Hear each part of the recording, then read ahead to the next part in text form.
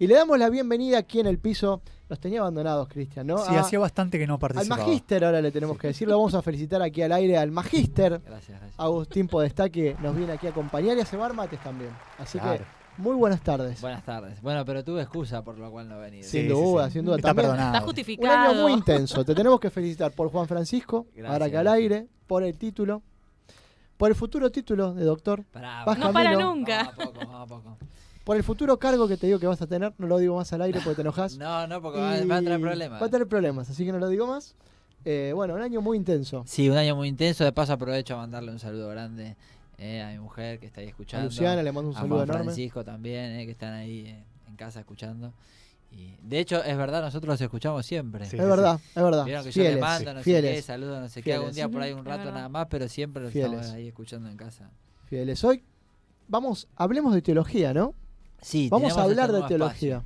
Vamos a hablar de teología, sí, tengo este nuevo espacio que estamos inaugurando, que es Hablemos de Teología. De paso invito a todo el mundo, ¿no? Hablemos de Teología en Instagram y hablemos de teología.ar en Facebook, pues ya existía el nombre. Muy bien. Pero no lo están usando, no soy yo.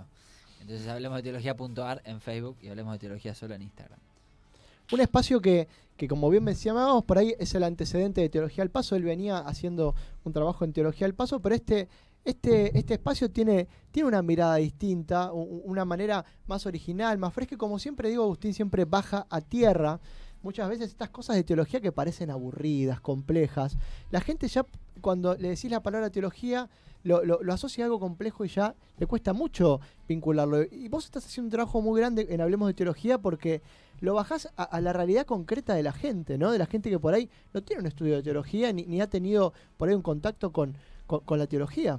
Sí, y está pasando algo muy loco que me sorprendió un poco, que es que la gente está participando, me escribe gente de otras partes, de otros países, diciendo, che, muy bueno esto que haces, está muy piola, la verdad que está bueno la reacción que está teniendo, la evolución que está teniendo. Me escribe gente por cuestiones vocacionales. Muy bien. Me está pasando eso también, que la gente me dice que por ahí les gusta la teología o le gusta algo en particular así relacionado y dónde puede estudiar o qué puede hacer, o que está estudiando. Eso me pasó también, varios profesores que están estudiando otras carreras y quieren estudiar teología pero no se animan como a dar este salto, ¿no? Vocacional, y un poco una especie de charla motivadora. Está bueno, me gusta lo que está pasando, de a poco, pero... ¿Por qué teólogo, Agustín? Bueno, ¿por qué no? Pero no, yo decidí estudiar teología muy de pibe. Tenía los 18 años cuando estaba terminando el secundario. Tenía que decidir qué estudiar, qué carrera seguir. Y bueno, ahí apareció en el horizonte. Fue porque sí, realmente apareció como así en la cabeza. ¿Viste? Cuando una idea se te mete en la cabeza y empieza como a crecer. Y estaba haciendo orientación vocacional. Bueno, estaba entre filosofía, historia, derecho, que gracias a Dios Mirá que en un ratito te toca abogado del gracias diablo. a Dios lo saqué, pero después apareció teología y de alguna forma filosofía e historia están dentro del itinerario de la teología, la filosofía de por sí y la historia también, pero además yo le doy más énfasis, por eso también me dediqué a la historia sobre todo, ¿no? Entonces están como englobadas dentro de la teología y dije, en total 18 años, iba con el buzo egresado. Claro. Y bueno, ya está, hoy por hoy ya no se me ocurre lo que decía recién, ¿no? Acá Santiago, cuando uno le pone, no hace lo que le gusta, no, yo lo escuchaba y decía tal cual, ¿no? Cuando uno hace lo que le gusta, no hay vuelta atrás y estás todo el tiempo en eso, digamos, ¿no? Estás todo el tiempo, tu cabeza está todo el tiempo ahí. Siguiendo un poco la línea de lo que haces en Hablemos en Teología, que... No te contesté la pregunta, ahora que lo pienso. No lo contestaste, pero no importa. No quiero indagar porque por ahí la querés contestar. O sea, lo que contesté podría valer para cualquier carrera, eso estoy sin pensando. duda, pero bueno. No, bueno, está bien. Te lo dejo pasar. Está listo. La dejamos pasar. Se hace el bueno. Queda para otro día. Queda para otro día. Para que me lo recuerden otro día. Hoy estoy bueno. Así que no te insisto con eso. Pero bueno, creo que todas las carreras también tienen este denominador común, ¿no? Con la vocación y bueno, cada uno después tiene sus razones personales o sus cosas que le van pasando en el camino para después terminar decidiendo tal o cual carrera. Así que sí. Es válido para todos. Cuando hablamos de teología y nos dirigimos un poco al sitio de Agustín, la idea de hoy era hablar un poco sobre muchas cosas que gente como ustedes, como nosotros, hablan acerca de la iglesia, ¿no? Hay muchas críticas a la iglesia, o hay muchas cosas que se dicen acerca de la iglesia, y la idea era un poco hablarlas con Agustín. sobre distintos tópicos que por ahí fui recolectando a lo largo de la semana y venía a ser un poco de abogado del diablo, ¿no? Y hablar un poquito de esto, de lo que van diciendo un poco la gente. Sin duda, el primer tópico que salía cuando uno pregunta sobre la Iglesia es el Papa Francisco, ¿no? Tiene este papel político, por un lado, porque es el jefe de un Estado soberano con decisiones políticas, y por el otro lado tiene este papel de líder espiritual de más de 1.200 millones de católicos que hay alrededor del mundo, ¿no? En gran parte del mundo, la labor del Papa Francisco como constructor de puentes hacia otras religiones, como persona que promueve la paz en distintos lugares del mundo, es muy valorada. Pero aquí en Argentina, si bien en 2013, cuando lo habían nombrado Papa, el Bergoglio Papa recién nombrado era muy querido, luego empezó a tener determinadas críticas por una aparente intromisión en las cuestiones de política doméstica, ¿no? Por ahí muchos lo señalan como una persona que es afín a lo que es hoy en día el modelo kirchnerista o peronista, y parte de todo este liderazgo espiritual se diluye, ¿no? Frente a estas críticas que recibe muchas veces de los medios, de grandes periodistas que tienen gran influencia sobre la gente, y se va perdiendo un poco toda la labor que hace mundialmente el Papa. ¿Cómo ves por ahí, o qué lectura haces de este Papa Francisco, líder espiritual, y cómo ves este vínculo que por ahí tiene Bergoglio Papa con la Argentina, ¿no? Con su Argentina natal?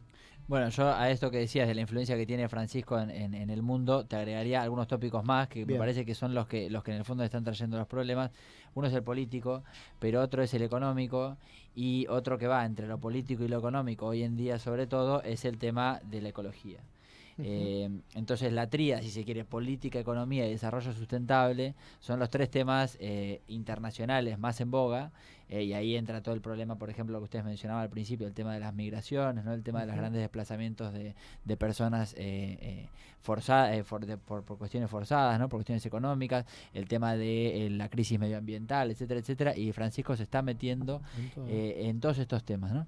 Y además como un mediador de la paz entre distintas naciones, ¿no? Por ejemplo, el tema de Cuba, el tema del centro de Medio Oriente, digamos, Bergoglio está metiéndose en todas estas cuestiones, lo cual entonces lo hace, por supuesto, blanco de un montón de críticas, de golpes, de achaques, ¿no? A nivel internacional. Y a nivel nacional, como nosotros siempre estamos en este pequeño, porque ese me parece es el problema, ¿no? Que a veces estamos demasiado encerrados en nuestro espacio, en nuestro pequeño cuadradito, y no vemos más allá. Lo que me parece que pasa mucho en Argentina es eso. De hecho, por ejemplo, hagamos todos el ejercicio, miremos un noticiero entero y contemos cuánta cantidad de noticias internacionales nos cuentan. Por ejemplo, hagamos ese ejercicio. ¿Cómo puede ser que en Argentina no conozcamos lo que pasa en el resto del mundo? Y eso nos dice algo. O sea, como argentinos, a nosotros mismos nos dice algo. Bueno, lo que hacemos entonces es pensar a todos los demás de nuestras propias categorías. Entonces, cuando vemos a Francisco, no nos importa todo lo que Francisco hace en el mundo, en este caso la Iglesia hace en el mundo, sino que lo que nos importa es si Francisco es peronista o no es peronista, si Francisco es kirchnerista o no es kirchnerista, si sonríe en la foto con Macri o no sonríe. Bueno, somos así estúpidos los argentinos, o sea, somos así delimitados, no vemos un poco más allá. El más allá de la frontera no existe. O sea, los primeros que no vemos más allá de la frontera somos nosotros. En este sentido me parece que tratar de lo que hay que hacer con Francisco, igualmente me parece que sí es importante, porque Francisco igual no voy a decir que es inocente ni que es ajeno a la política argentina, no estoy diciendo eso. Estoy diciendo que no es lo que nosotros creemos que es, o sea, no tiene el peso que nosotros creemos que tiene, y segundo, que hay que estudiarlo o hay que tratar de entenderlo y analizarlo como un católico, ¿no? Justamente como el Papa de la Iglesia Católica, que piensa de esas categorías. Entonces voy a poner un ejemplo concreto como para contestar a esto. Digo, ¿por qué le manda un rosario a Milagro Sala? Bueno, yo te diría, ¿por qué no? O redoblo la apuesta, ¿cómo no? O sea, a cualquier católico se le tendría que ocurrir mandarle un rosario a Milagro Sala. Porque una cosa es quién es la persona y la culpa o la pena que esté pagando legalmente, que es una cuestión del derecho civil, y otra cosa es la caridad cristiana. Cuando estuve preso me visitaron. Y sobre esa acción es donde nos van a juzgar. Mateo 25. Entonces me parece que cualquier cristiano se le tiene que ocurrir por la cabeza decir, bueno, voy a mandarle un rosario a quien está preso. Porque no, el rosario no es decirle, no importa lo que vos has hecho, vos tendrías que estar libre. No, esos son boludeces del periodismo, digo, de la limitada comunidad tuitera de nuestro país que piensa con esas categorías. Ahora, nuestro deber como cristianos es asistir al que está en la cárcel, lo cual no significa decirle ni que nuestra ley cristiana está por encima de la ley civil. Son categorías diferentes, ¿no? Nuestro lugar está con el que está sufriendo. Pero no, ni siquiera para sacarlo totalmente de esa situación, sino para decirle estoy ahí, te acompaño, que es lo que dice Jesús. Jesús no dice cuando estuve preso me liberaron, Jesús dice cuando estuve preso me visitaron. Es claro el mensaje de los cristianos. Bueno, Francisco es el Papa, ¿cómo no lo va a hacer? Pensaba un poco, vos mencionabas recién, se enfrentó con la trata, se enfrentó con los migrantes, se metió con el desarrollo sustentable que va en contra de muchos intereses de empresas, grandes empresas mineras en África, en lugares como Siria, Afganistán. Bueno, hay un montón de lugares donde hay una lucha enorme por los recursos naturales, ¿no? Y él por ahí se mete un poco en este tema del medio ambiente que está contrario, ¿no? Aparte de estos intereses. Y sin duda una de las cosas que también tuvo que enfrentar internamente fue el tema de los abusos sexuales, ¿no? Que es indiscutible y no apunta a esto lo que voy a preguntar. Mucha gente vincula el abuso sexual, te dicen, hay tantos abusos en la iglesia porque los sacerdotes no pueden tener familia, ¿no? Tienen que tener este deber de la castidad. Te dicen, esta castidad es antinatural y la iglesia tiene que repensar esta categoría, ¿no? Cuando uno ve un poco los argumentos que plantean los cristianos, los evangélicos puntualmente, hablan de que Pedro, que era el primer papa de la iglesia, ahora me vas a corregir si fue así o no, ellos dicen que era casado, ¿sí? Pero la iglesia católica lo piensa desde el lado de Pablo, que supuestamente era casto, y plantea un poco este tema. Por otro lado, hay un gran argumento que habla de que la iglesia oriental, el celibato es optativo y pueden tenerse familia como no. La pregunta es la siguiente: ¿qué dicen las escrituras primeramente acerca de la castidad de los sacerdotes?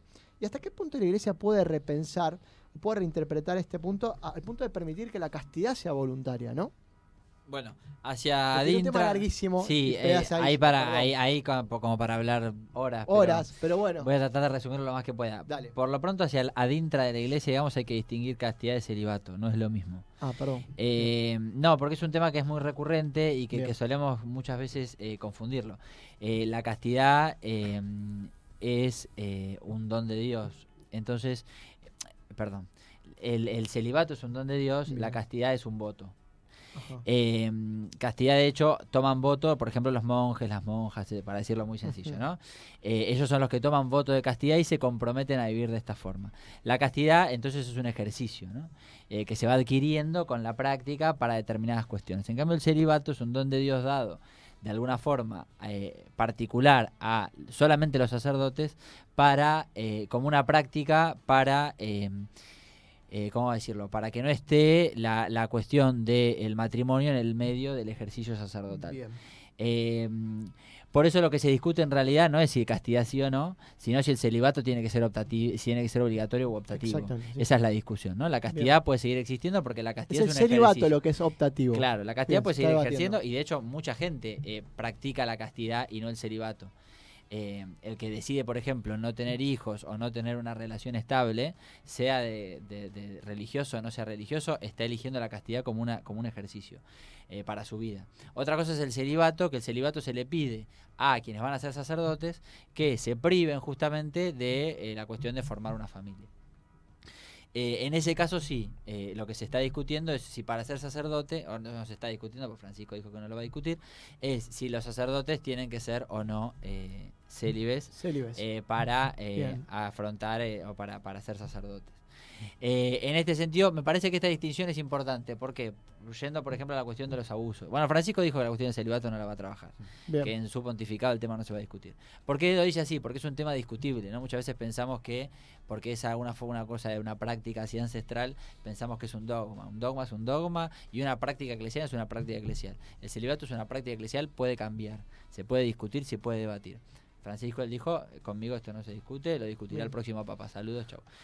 Lo cual también le vale críticas, ¿no? Porque hacia adentro de la iglesia algunos decimos, bueno, pues estaría bueno discutir ciertos temas. Bueno, ¿no? Porque pobre a Francisco le pegan afuera y adentro. No, afuera le pegan por algunas cosas, adentro le pegan por otras. Pero estaría bueno, este punto estaría bueno que se hubiera debatido. Y con respecto al tema de los abusos, concretamente esto que planteabas, bueno, es un tema súper complejo. Para eso estaría bueno también que hablen psicólogos, ¿no? Que son un poco más los expertos en el tema. Yo simplemente me remito a estadísticas y estadísticas oficiales. El 80% de los casos de abuso sexual, 70 y pico % de los casos de abuso sexual infantil se dan dentro de las familias. Padres, madres, tíos, y de abuelos. eso no se habla, ¿no? No, y al margen dentro de que eso no se hable, familia. porque son los típicos tabú idiotas que tenemos en nuestra sociedad, porque es interesante que nos la pasamos planteando anti-tabú, pero tenemos un montón de tabú recontra idiotas, digamos, ¿no? Ese es uno. Por ejemplo, las cosas que pasan dentro de las familias no se habla. Pero voy a los datos, digamos. O sea, el 80%, los 70 y pico % de los casos de abuso sexual se dan dentro de las familias. Significa que el otro 20 y pico, 20% se da en otros espacios, ¿no? Igual, digo, no puede pasar, ¿no? Pero lo que quiero decir es que no son personas célibes o no célibes las que llevan adelante casos de abuso sexual. Porque ahí tenemos patologías y ahí estaría bueno que hablen los que saben, que son los psicólogos, ¿no? Yo simplemente cito estadísticas oficiales de Nación. Se pueden consultar en internet, son todas cifras del INDEC y demás. Eso me parece, ¿no? Como que identificar celibato. Yo creo que el celibato trae otro tipo de problemas hacia dentro de la iglesia, que no tienen que ver con la cuestión sexual o no sexual, porque todavía estamos con el chip, ¿no? Como que lo sexual es lo más importante, ¿no? Como que lo sexual. Yo creo que el celibato trae otros problemas a nivel político, jurídico, que estaría bueno debatir. Que eso Francisco sí ha iniciado algunos procesos de debate.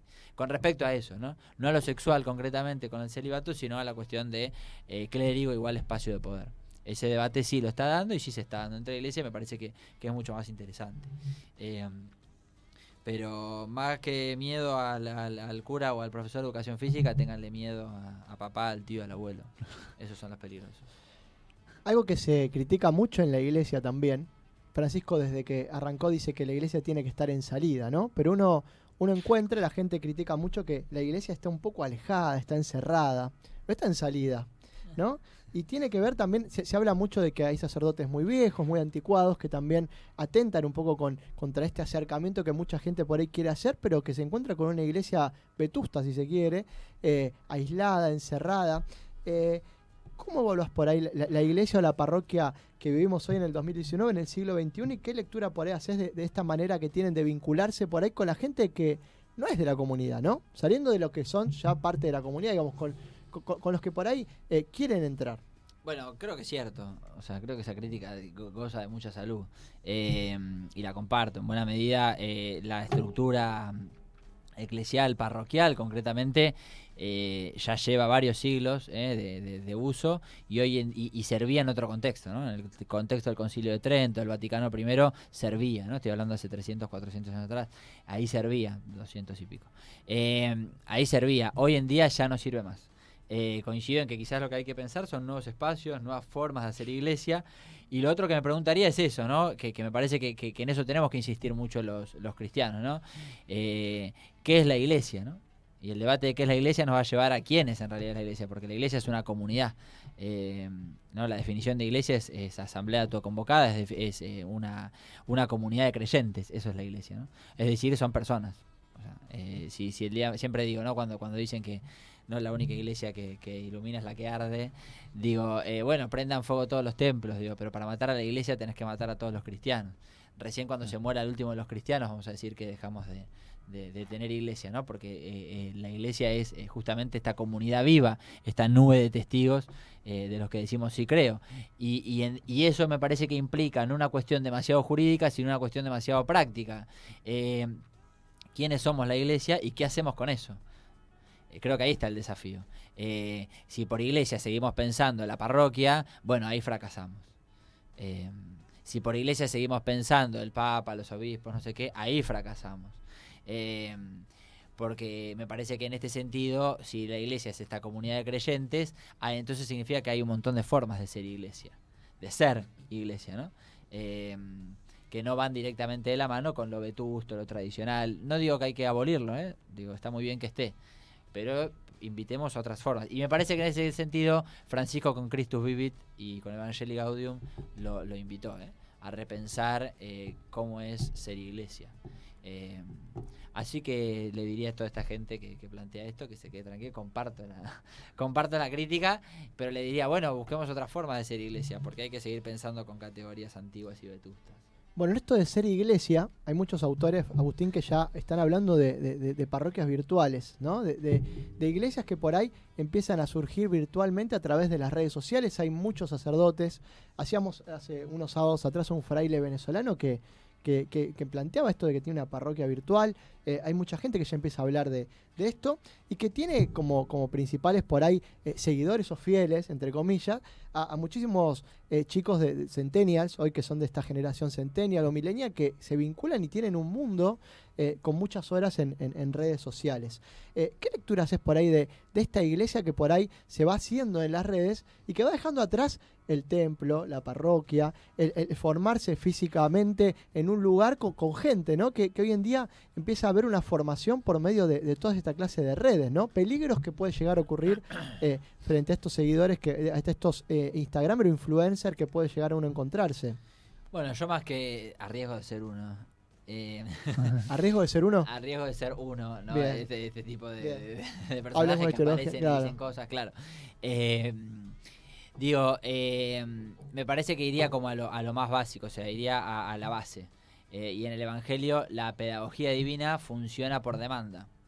Es decir, Jesús viene a traer un mensaje, pero el mensaje de Jesús Jesús dice o hace algo partiendo de la realidad, ¿no? Cuando Francisco recuerda esto, ¿no? De que la realidad es superior a la idea. Porque uno puede venir con la idea en la cabeza y no prender en la realidad porque en la realidad no lo demanda. La pedagogía divina es al revés. Jesús va, se acerca al que está sufriendo, lo escucha y frente a la demanda del que lo escucha, pues Jesús le podría haber dicho otra cosa. Jesús podría haber resuelto la cosa de otra manera. Si Jesús es Dios, va y le dice, escúchame, vos que estás sufriendo, yo te voy a decir cómo son las cosas, ¿no? Pará de sufrir, ¿no? Yo te voy a explicar cómo son las cosas. No, Jesús escucha y le dice, ¿qué querés? ¿No? Como el que lo viene a buscar, ¿no? Y le dice, ¿qué querés? O sea, y Jesús le pregunta, bueno, contame, ¿qué te pasa? Quiero tal cosa. Bueno, el que lo hablaban creo que la otra semana fue, ¿no? En la canción esta de Purifícame, ¿no? Con el diálogo con el ciego, que él le dice, él habla en términos de pecado, ¿no? Si quieres puedes purificarme, ¿no? Y Jesús le contesta, quiero, queda limpio. O sea, Jesús podría haber hecho un montón de otras cosas con esta persona y sin embargo Jesús parte del pedido que él le hace, ¿no? ¿A qué quiero ir con esto, con toda esta cuestión? Que la pedagogía divina entonces funciona por la demanda que tiene el que se quiere acercar a Dios, ¿no? En este sentido, aplicado a las redes, me parece que es lo mismo. Que si hoy las nuevas generaciones demandan una forma de acercarse a la fe en esta línea, por ejemplo, con un videíto de 2 minutos que le explique algo, porque eso es lo que prende y lo que la gente busca, bueno, creo que el esfuerzo del que hace un ejercicio evangelizador y misionero es responder a esa demanda.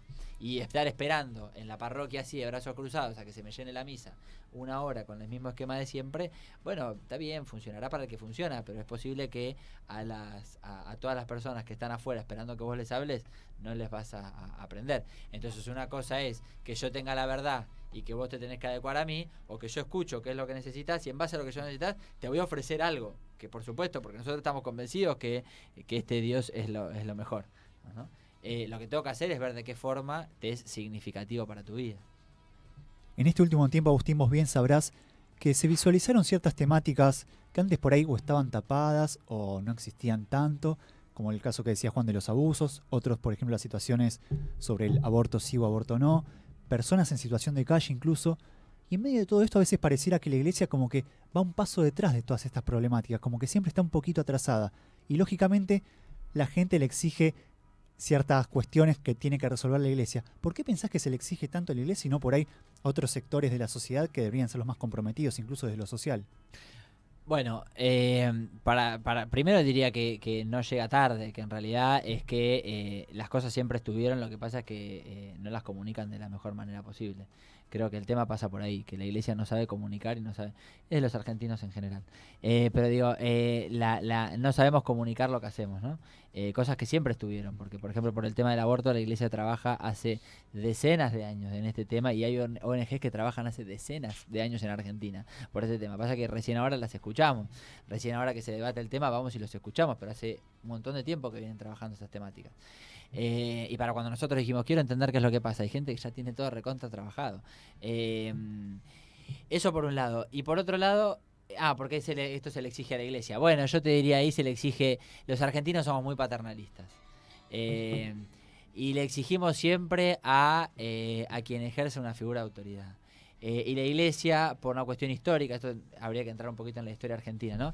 Pero por esta manía que han tenido la tradición hispánica, de que la iglesia y el Estado vayan de la mano, que en toda Latinoamérica, que hoy pagamos fuertes las consecuencias, ¿no? De esta idea hispanista, medieval, europea, de que la iglesia y el Estado tienen que caminar de la mano, hoy estamos pagando unas consecuencias fuertes, ¿no? De esta idea donde la iglesia, lo que se llama el césaropapismo, la iglesia y el César, ¿no? El Papa y el César de la mano. Bueno, el debate sobre la separación de la iglesia y del Estado yo creo que le vendría muy bien, sobre todo a la iglesia. Antes que al Estado y al pañuelo naranja, le vendría muy bien adentro de la iglesia esa discusión, ¿no? Porque muchas veces cuando pensamos la iglesia, inconscientemente estamos pensando en el Estado. Bueno, ahí hay todo un tema. Y lo otro sería esto, ¿no? ¿Qué le demandamos y a quién? Los argentinos somos muy paternalistas. Le exigimos al Estado que haga todo. Le exigimos a la iglesia que haga todo. Le exigimos a nuestros papás que hagan todo. Y cuando nos cansan, no les damos más pelota y los metemos en un geriátrico. Es lo mismo que pasa con la iglesia, con el Estado. Pensaba un poco en lo que decía Cristian, ¿no? Y uno puede ver que mañana en la votación va a haber un partido pro vida, que es NOS, el Frente NOS, ¿no? Que plantea eso. Hay un montón de frentes que también llevan camino a involucrar nuevamente a la iglesia con la política, ¿no? ¿Cómo ves por ahí la aparición de estos partidos religiosos, ¿no? Que tratan de intrometerse en la vida política, ¿no? O participar, si se quiere, de la vida política y que mezclan en cierto punto la iglesia con el Estado? Sí. Bueno, yo para responderlo directamente, si a mí me preguntan a quién hay que votar mañana, yo diría, como católico, yo diría a nadie. O sea, esa sería lo primero. La primera opción sería a quién hay que votar, no sé. A quién no hay que votar, a todos los candidatos. ¿Por qué? Porque al margen de la cuestión del aborto, que me parece una cuestión fundamental que tenemos que tener en claro, es que no solo se está discutiendo eso, porque si esto fuera un referéndum para aborto sí, aborto no, ahí sí sería la cuestión. Pero ahora, el problema es que muchos de los partidos que hablan sobre las cuestiones del aborto, de no al aborto, no plantean otras cuestiones en otros ámbitos que como católicos tenemos que estar sumamente comprometidos. Por ejemplo, políticas de Estado, por ejemplo, promoción social, por ejemplo, desarrollo sustentable, por ejemplo, inmigrantes, por ejemplo, trabajo, salud, educación, que son todos temas que también nos interesan a los católicos y no hablan de estos temas. Y los que sí hablan de estos temas están a favor del aborto. Entonces tenemos un dilema enorme. Entonces, más que decir a quién votar, yo diría hay que reflexionar todo. O sea, yo diría pongamos sobre la balanza todos los temas. Al momento de elegir a un candidato, hay que poner sobre la balanza todos los temas, ¿no? No solo si aborto sí o aborto no, sino todas estas otras cuestiones.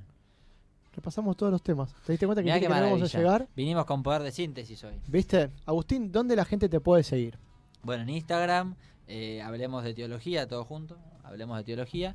Y en Facebook, no, es hablemosdeteología.ar. Perfecto. Sí, porque, bueno, el sitio ya existía y no sirve.